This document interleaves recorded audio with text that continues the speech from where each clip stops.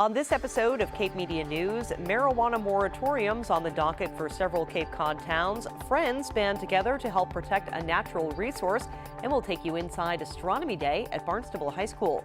These stories and more, this is Cape Media News.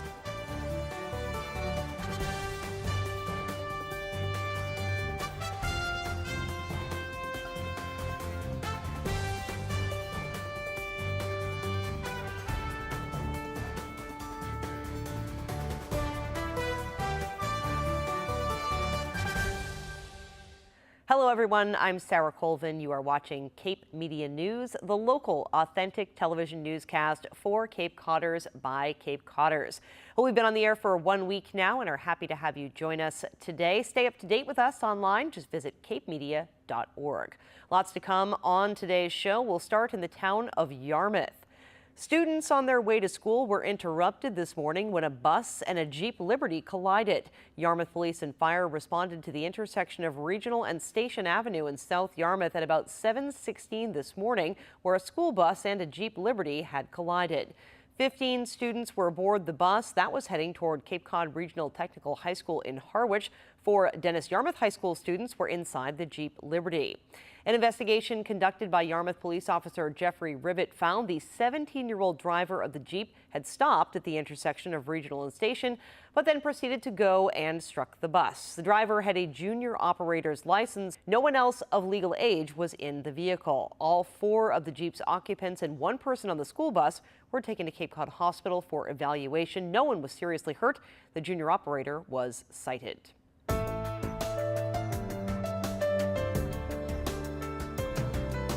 This week, Barnstable Town Council will hold a public hearing on a moratorium on recreational marijuana establishments and marijuana retailers. Barnstable Town Council will also begin debate on the fiscal 2018 operating budget.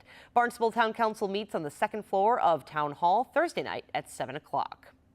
The town of Dennis, meanwhile, is considering an outright ban on recreational marijuana facilities. A question appears on the annual town election ballot, asking voters if they support prohibiting all types of marijuana establishments. That would include cultivators, testing facilities, manufacturers, retails, and other types of marijuana businesses. That does not include medical marijuana.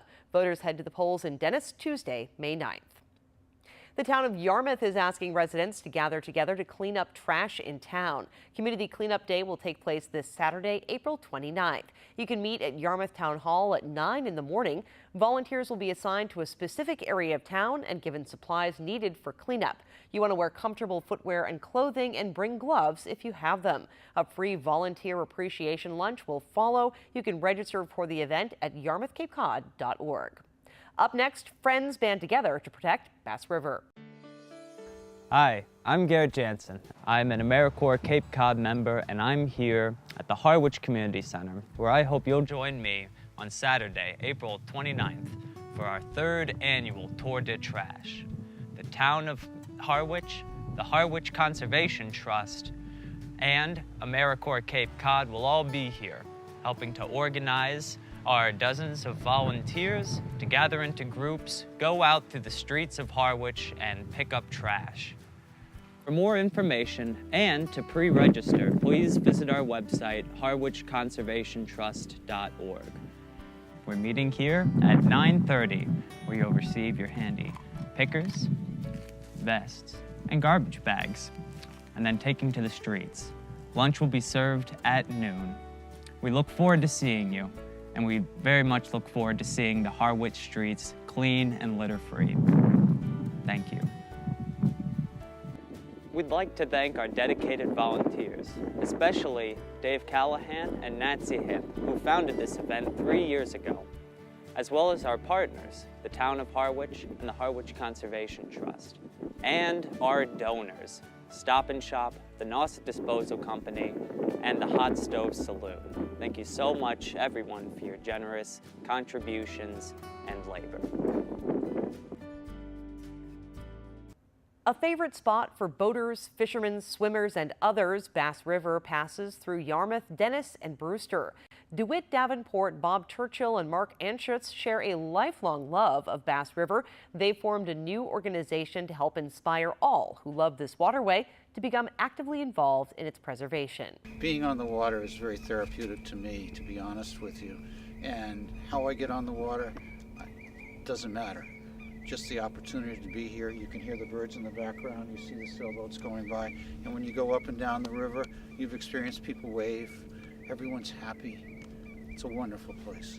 We've noticed a change in the river and the ecosystem over the years, but it took scientific data to prove that we have an issue here, primarily nitrogen that you spoke of.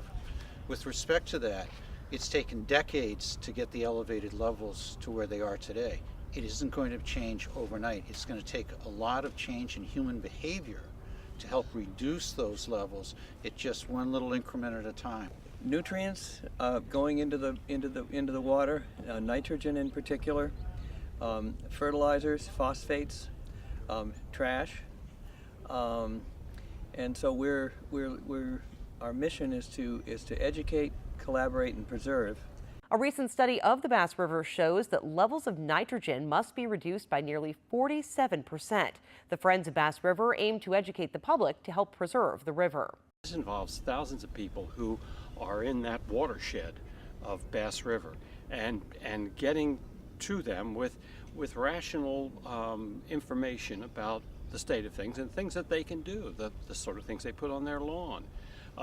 Being aware of pollution in the river by people dropping trash and the like into it. There's all manner of things that if people understand, they can do to respond to this issue.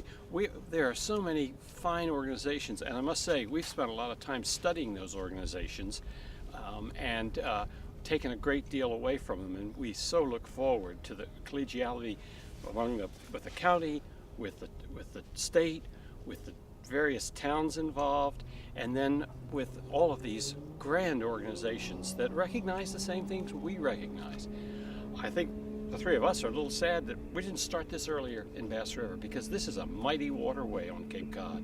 This is not small business. This is a big river. Currently, the Friends are looking for staff, including an executive director. You can learn more at friendsofbassriver.org. Coming up next, we'll take you inside Astronomy Day held this morning at Barnstable High School. Today we are laying out the third issue of the Cape Mead Field Guide, which is Love Live Local's annual guide to having an authentic experience on Cape Cod.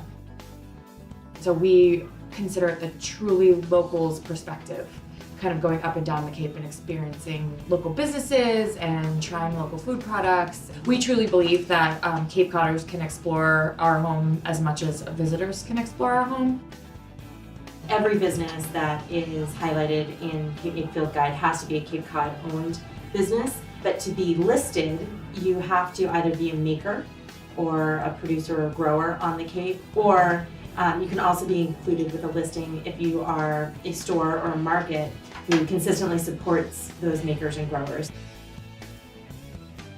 Economically speaking, the money that is spent at a locally owned store, more of it stays in our community than if you spend money at a national chain or if you shop online.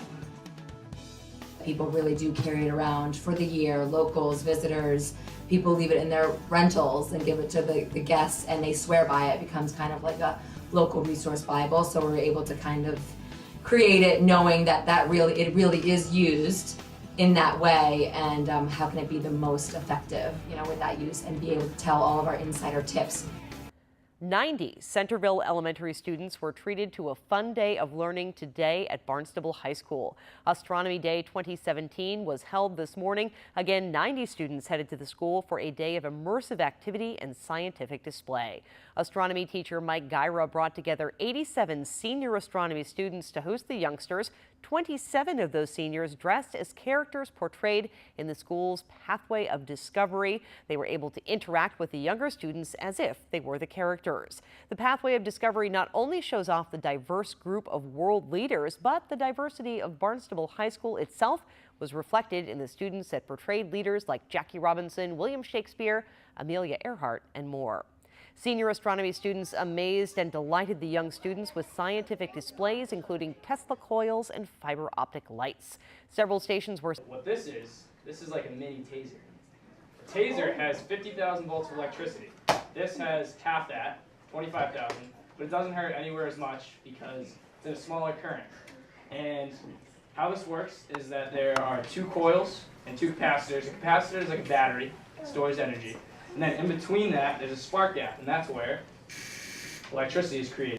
You don't want to do it? Okay. I'll do it. Okay, ready? Here, wait, hold this end. Hold it by that. Try it like this. Several stations were set up throughout the high school, all providing opportunity for interactive learning between seniors and third graders. The Hyannis High Arts Artist Shanties are opening for the season on Friday, May 5th for weekends and for full weeks in mid-June. The shanties feature local artists on a rotating basis, offering wares ranging from jewelry to paintings to pottery to photography to fabric arts to so much more. The shanties are located at Bismore Park at Hyannis Harbor. Thank you for joining us for this episode of Cape Media News. We're on the air Monday, Wednesday, and Friday right here on Channel 99. We'll be back Friday with more Cape Media News. I'm Sarah Colvin.